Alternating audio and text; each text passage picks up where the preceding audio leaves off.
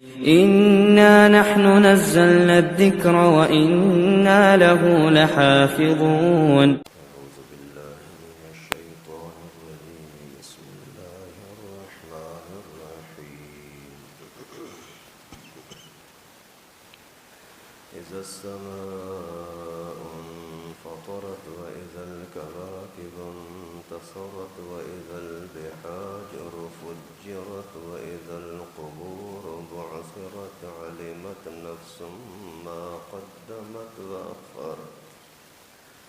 يا أيها الإنسان ما غرك بربك الكريم الذي خلقك فسواك فعدلك في أي صورة ما شاء ركبك. صدق الله العلي العظيم. یہاں سے سورۃ الانفطار شروع ہو رہی ہے. انفطار کی معنی ہے پھٹ جانا، ٹوٹ جانا. اس صورت میں بھی آسمان کے پھٹنے کا، ٹکڑے ٹکڑے ہو کر گر جانے کا تذکرہ ہے.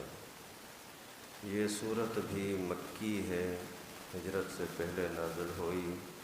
اخلاق، عقیدہ اور قیامت کے متعلق اس کے اندر خصوصی بیان ہے. ایک رکوع ہے صورت میں، 19 آیتیں ہیں، 80 الفاظ ہیں، 329 حروف ہیں. اس صورت کے اندر بھی قیامت کا تذکرہ ہے، اس اعتبار سے کہ انسان قیامت کو ہلکا نہ سمجھ، کیونکہ قیامت کے اندر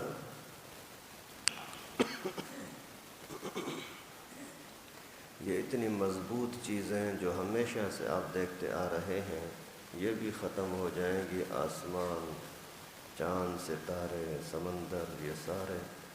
لیکن آپ کو بھی دوبارہ اٹھنا پڑے گا. قبروں سے اٹھ کر کے سامنے آؤ گے. جو کچھ اعمال کیے ہیں وہ سامنے آئیں گے. اس بات کے بعد پھر اللہ تعالیٰ ایک پیارے سے انداز میں فرماتے ہیں، آپ مجھے چھوڑ کر کہیں اور کیوں جاتے ہو؟ کیا آپ کی ضرورتیں میرے ہاں سے پوری نہیں ہوتی؟ کیا مجھ سے زیادہ تمہارا خیر خواہ اور کوئی تمہیں نظر آ گیا؟ تو اللہ تعالیٰ نے بڑے پیارے انداز میں سمجھایا بھی، کچھ دھمکیاں دیں، پھر نیک لوگوں کا انجام، برے لوگوں کا انجام، قیامت کے دن جو نفسا نفسی کا عالم ہوگا وہ، یہ ساری چیزیں اس صورت کے اندر اللہ تعالیٰ نے بیان فرمائی. اذا السماء انفطرت، جب آسمان پھٹ کر کے ٹکڑے ٹکڑے ہو جائے گا. وَإِذَا الْكَوَاكِبُ انتَثَرَتْ، جب ستارے جھڑ جائیں گے، گر جائیں گے. وَإِذَا الْبِحَارُ فُجِّرَتْ، جب سمندر اور دریا بہہ جائیں گے، چلائے جائیں گے. وَإِذَا الْقُبُورُ بُعْثِرَتْ، جب قبروں کو اکھیڑ دیا جائے گا. عَلِمَتْ نَفْسٌ مَا قَدَّمَتْ وَأَخَّرَتْ، جان لے گا ہر بندہ جو کچھ اس نے آگے بھیجا یا پیچھے چھوڑا، ہر چیز کا اس کو علم ہو جائے گا. اللہ تعالیٰ قیامت کے تذکرے میں قیامت کو سمجھانے کے لیے آسمانوں کا ٹوٹ جانا، پہاڑوں کا ٹوٹ جانا اور سورج، چاند، ستارے، ان کا ختم ہو جانا، اس کا تذکرہ فرماتے ہیں. مفسرین کرام فرماتے ہیں اس لیے کہ جو چیز انسان کی نظر میں بڑی ہوتی ہے، کوئی بڑا واقعہ ہو تو وہ توجہ سے سنتا ہے. کوئی ہلکی پھلکی بات ہوگی اس پر توجہ نہیں دیتا. اگر بیان کرنے کا انداز ایسا ہو جس کے اندر بہت ہی خوفناک چیز ہو تو پھر اس چیز پر توجہ زیادہ دیتا ہے. تو اللہ تعالیٰ نے بھی آسمانوں کے پھٹ جانے کا ذکر کیا اور پہاڑوں کے ریزہ ریزہ ہونے کا ذکر کیا. مقصد یہ ہے کہ توجہ سے سنو تاکہ آخرت کی تیاری کرنا تمہارے لیے آسان ہو. اللہ تعالیٰ فرماتے ہیں کہ آسمان کا پھٹ جانا اور ستاروں کا ختم ہو جانا اور سمندروں کا بہہ جانا، چلایا جانا، قبروں سے دوبارہ اٹھ جانا، یہ تمہارے لیے ہوگا اور ضرور ہوگا۔ سمندروں کا چلایا جانا، اس کا کیا مطلب ہے کہ ابھی تو وہ اپنی اسی رفتار کے اندر اور اسی حد کے اندر چل رہے ہیں جہاں ان کا راستہ ہے۔ کبھی کبھار ذرا سی ان کے اندر طغیانی آتی ہے، پانی میں سرکشی آتی ہے، تو پھر کناروں سے جب ادھر ادھر بہہ جاتے ہیں تو سیلاب آ جاتے ہیں، جیسے آج کل آپ دیکھ رہے ہیں۔ سمندروں میں جب طغیانی آتی ہے تو کنارے کے کئی شہر اور بستیاں ڈوب جاتی ہیں۔ تو مقصد یہ ہے کہ ایسا وقت آئے گا کہ سمندروں میں ایسی طغیانی، ایسے طوفان آئیں گے کہ پوری دنیا کے اندر یہ پانی پھیل جائے گا۔ پھر اسی کو اللہ تعالیٰ ہواؤں کے ذریعے سے بھاپ بنا کر کے، گرم کر کے، ان کو اڑا کر کے اور آگ بنا کر جہنم کے اندر ڈال دیں گے۔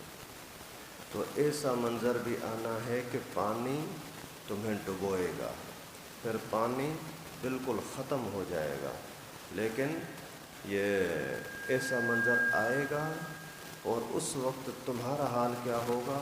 جو زندہ ہو مر جاؤ گے، جو قبر میں مرے ہوئے ہیں وہ بھی اٹھائے جائیں گے، قبروں کو بھی اکھیڑ دیا جائے گا۔ سال، 2 سال، 10 سال، 50 سال پہلے بھی اگر کوئی مرا ہے، 1000 سال پہلے مرا ہے، وہ بھی باہر آئے گا۔ یہاں کچھ علماء نے، مفسرین کرام نے فرمایا کہ کچھ لوگ کہتے ہیں کہ انسان کا جسم، اس کا عذاب ثواب کے ساتھ کوئی واسطہ نہیں، ثواب ملنا یا عذاب ملنا یہ روح کے ساتھ ہے، اور روح یا تو اوپر ہوتا ہے اعلیٰ علیین میں یا نیچے ہوتا ہے سجین میں۔ تو ان کی تردید اس آیت کریمہ میں صاف آ گئی کہ وَإِذَا الْقُبُورُ بُعْثِرَتْ، قبروں سے لوگوں کو اٹھایا جائے گا۔ مطلب یہی جو جسم مٹی میں مل جاتا ہے، اسی کو اللہ تعالیٰ دوبارہ اٹھائیں گے، پھر اس کو نفس کے ساتھ جوڑ کر کے، اس کی جان کے ساتھ جوڑ کر کے، پھر ان کا حساب کتاب ہوگا۔ اور جو کچھ تم نے کیا ہے، اچھا کیا برا کیا، آگے اپنے عمل بھیجے یا پیچھے آپ نے کوئی عمل چھوڑا، سب کا حساب کتاب ہوگا۔